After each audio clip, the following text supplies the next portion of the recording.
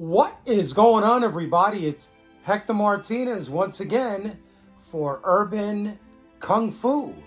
And I hope you guys are having a great day or a great afternoon or a great evening. It all depends where you are. I'm having a good evening. It's December 18th. And here I am bringing you another video for my fellow Bruce Lee enthusiasts, collectors, connoisseurs, and good friends.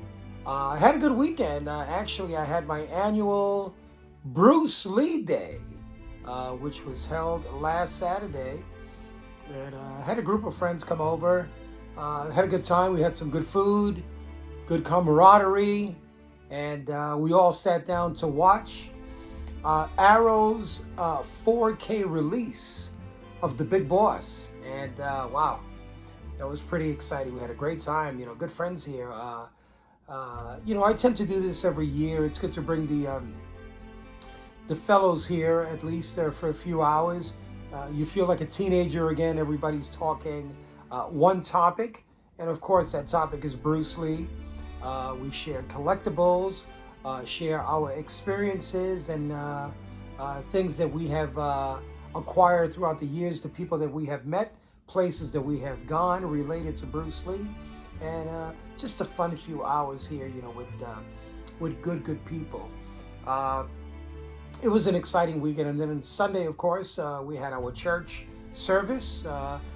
We had an early holiday luncheon, so we were there, me, my family, and our brethren in Christ, and had a great time on Sunday. So Saturday was good with the fellas, just having a bit of fun. Sunday we had some good worship, and today's Monday. Went to work and back home, and I'm here feeling good doing a video for you guys out there.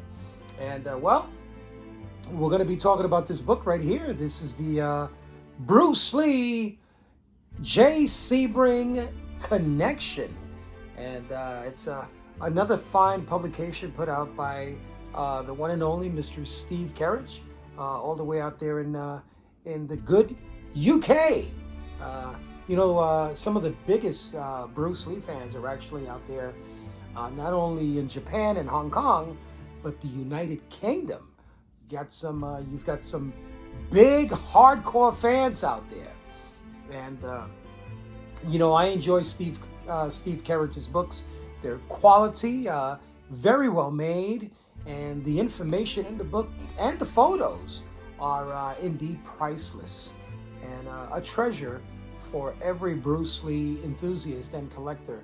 And well, today we're going to be talking about this one here, Bruce Lee, the J. Sebring Connection. For those of you who do not know who J. Sebring is, James Sebring is a very important figure in the Bruce Lee mystique. And James Sebring is actually the man responsible for discovering Bruce Lee and helping him to get his break into Hollywood. And Jay Sebring is a legend himself. He was born in October 10th, 1933, and he was born under the name Thomas John Cummer. And Thomas John Cummer was actually the man responsible for the men's hairstyling industry. He is the man who opened up the very first shop completely devoted to men's hair cutting and hairstyle. Naturally, we have the beauty salons and beauty parlors for our women so they can maintain their beauty. But the man, Jay Sebring, he's the man who opened up the first men's hairstyling salon, and the man who started the industry. Now, Thomas John Cummer, before he became Jay Sebring, he had a friend who actually gave him the advice, and he said, "Listen, you're dealing with some heavy hitters, big time clients. You need a fancier name. You need a name that matches what you do." And so Thomas John Cummer was actually a fan of Sebring Racing in Florida, and always loved that name. So he took Sebring as his new surname, and his first name became Jay. Yes, indeed. And perfect name for what he did. Now, the man was a legend himself, man. He cut the hair of just about every, major star in Hollywood. Henry Fonda, Paul Newman, Marlon Brando, Frank Sinatra, singers like Sam Cooke, Jim Morrison, my favorite, Steve McQueen, and of course Bruce Lee, and many, many, many others. And he was indeed a big shot out there in Hollywood. Jay Sebring looked like a celebrity himself. I mean, he was, but what I'm trying to say is that he looked like a star. Very good looking, very, very classy dresser. He just lived the part. And there's rumors that the movie with Warren Beatty, Shampoo, is actually based on Jay Sebring. And I believe that is indeed the case. But back in 1969, Jay Sebring was actually one of the victims during the he was a victim of the Manson murders. And Jay was a good friend of Roman Polanski and his wife, Sharon Tate. And talk about being at the wrong place at the wrong time. Jay was actually at Sharon Tate's home when the Manson family infiltrated the home and killed everyone there. 6 people were killed at the Polanski residence, the Sharon Tate residence, and including Sharon Tate's unborn child, 6 in all. But Jay is responsible for Bruce Lee becoming famous. Not becoming famous, but having his break in Hollywood. And one of Jay Sebring's clients was William Dozier, who was the producer of Batman, the 1966 series starring Adam West and Burt Ward. And while Jay Sebring was cutting William Dozier's hair, Dozier mentioned to Jay Sebring that he was looking for a young, good-looking, charismatic Asian to play Charlie Chan's son in a series called Number One Son. The series was supposed to be something like a James Bondish spy type of series, and he was looking for a young, charismatic, strong Asian actor to play the part. Now, Jay had attended the 1964 Long Beach Karate Championships, where Bruce Lee gave a kung fu demonstration, and Jay happened to be at in the audience when Bruce was there, and he was just astonished and mesmerized and amazed by Bruce Lee's performance. And he remembered that, and he told William Dozier, he said, "You know what? I think I have the guy that you're looking for. I saw him just the other day at the Long Beach Karate Championships." So immediately they contacted Ed Parker, and the good thing is that Ed Parker had Bruce Lee's demo recorded on 16mm film, and it was shown to William Dozier, and of course William Dozier was indeed mesmerized and amazed, and called for Bruce Lee for a screen test. And at 20th Century Fox Studios, which is the screen test that you and I are accustomed seeing in all the specials and documentaries on Bruce Lee. Now, the show, the series, Number One Son, was actually canceled. So William Dozier instead decided to cast Bruce Lee as Kato in The Green Hornet. But sadly, of course, we all know that lasted only 26 episodes, plus the crossover episodes with with Batman and Robin. Uh, Jay is indeed the man who is responsible for Bruce Lee getting that break. And a lot of people didn't know Jay Sebring because when Jay Sebring was sadly killed during the Manson murders, everybody spoke about Sharon Tate. They spoke about Charles Manson. They spoke about Roman Polanski. But the victims were known as the others. And, Jay Sebring was indeed a very important figure, very influential figure. And, it was considered a disrespect to all the victims, all of them, especially Jay Sebring. But, someone caught this and they decided to show respect to Jay Sebring. And here, this is my original copy of the Daily News from Thursday, August 14th, 1969. And they talk about the Manson murders here. And when you open up the first page, it's got a picture of Jay Sebring. Right there. Yes, indeed, showing the man respect. And, Jay was indeed a household name. And he actually appeared in one of the episodes of Batman. He appeared in an episode called The Bat's Kowtow. And he played the part of Mr. Oceanbring. And it's pretty interesting because his last name was Sebring, S-E-A, Sebring.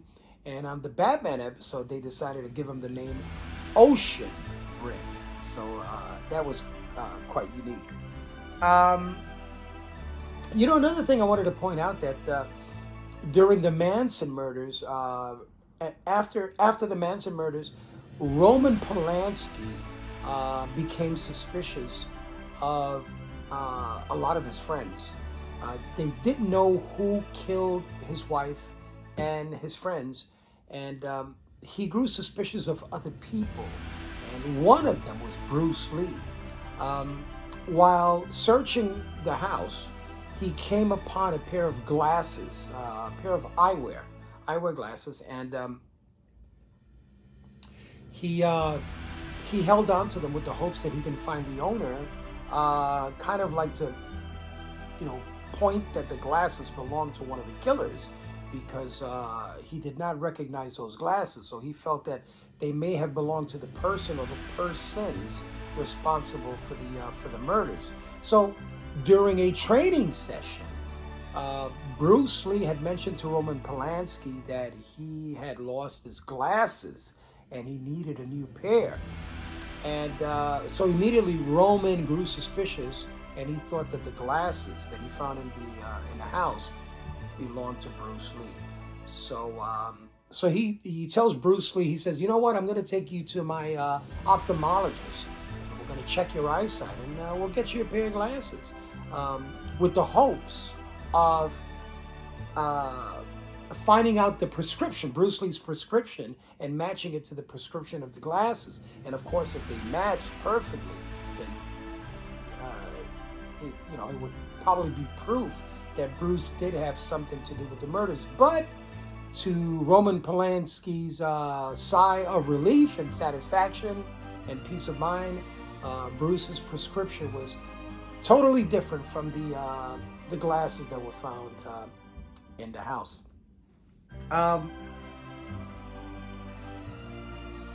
Jay died at the age of 35 years old. He was very young, but the man was a legend and very influential as far as keeping the movie stars looking good for their movies. And one of the things that, if you notice carefully, Steve McQueen and Bruce Lee sort of had similar hairstyles. Bruce's hairstyle during the 60s in 1966 for the Green Hornet TV series. And if you look at Steve McQueen's hairstyle in The Great Escape, they're kind of similar. And but Jay did indeed cut Bruce's hair from during the 60s all the way to 1969. And the haircut that Bruce Lee is sporting in Marlowe, the film he did starring James Garner, his hair was cut by Jay Sebring for that film. And this book right here, it's pretty cool because it covers, it talks about the Bruce's connection with Jay Sebring. It talks about his celebrity status, what Bruce meant to him. They were very good friends, actually. Jay was not a student of Bruce Lee. He learned a few things from Bruce, mainly for physical fitness, to stay in shape, keep the blood flowing. He didn't learn Kung Fu from Bruce Lee, like let's say his other students, Taki Kimura, Danny Inosanto. It wasn't that serious. But Jay probably didn't have time for martial arts because of his business. But he did learn a few things under Bruce. They were good friends, and Bruce, it's obvious he was grateful to Jay Sebring.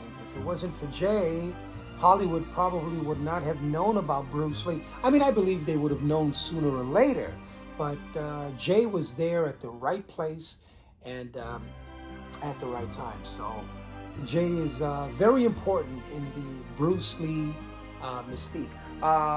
Jay Sebring is actually buried in Southfield, Michigan at the Holy Sepulchre Cemetery. So if anybody visits that part of the world, you may want to go to the Holy Sepulchre Cemetery and pay your respects to the man, the one and only Mr. Thomas John Cummer, also known as Jay Sebring.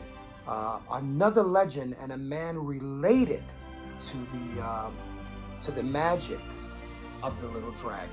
I'm going to take you on a tour of this fine book. It's got some great photos and great info, and we're going to look through it, and I'm sure you're going to enjoy it. You know what? I don't remember how many pieces were made. I think it's probably limited to 100 pieces, if I'm not mistaken. The book is out of print, came out a few years ago, and I'm very fortunate to have my own copy. But if you do find it on eBay or on Amazon, once in a while there's a seller that may want to part with his book. And if you see it, I advise you to grab it. It's a really good book. It's good to have in your collection and to look through it once in a while. It's got some great photos. All right, so okay, so once again, it's here we are today at December 18th, and Hector Martinez here for Urban Kung Fu with another episode for my fellow Bruce Lee fans, collectors, and enthusiasts. And well, you guys have a beautiful evening or a beautiful day, and take care, stay healthy, be blessed, and until our next episode. Once again, Hector Martinez, peace and God bless.